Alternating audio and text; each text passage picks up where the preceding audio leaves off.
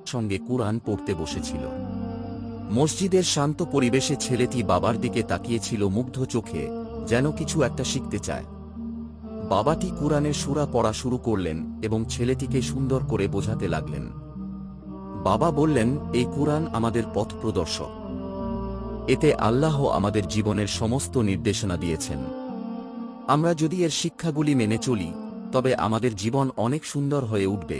ছোট্ট ছেলেটি মনোযোগ দিয়ে বাবার কথা শুনছিল এবং তার ছোট ছোট হাত দিয়ে কুরআন স্পর্শ করছিল।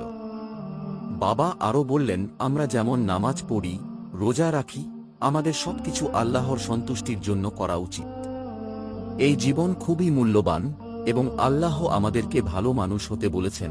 ছেলেটি প্রশ্ন করল, বাবা, আমি কিভাবে ভালো মানুষ হতে পারি?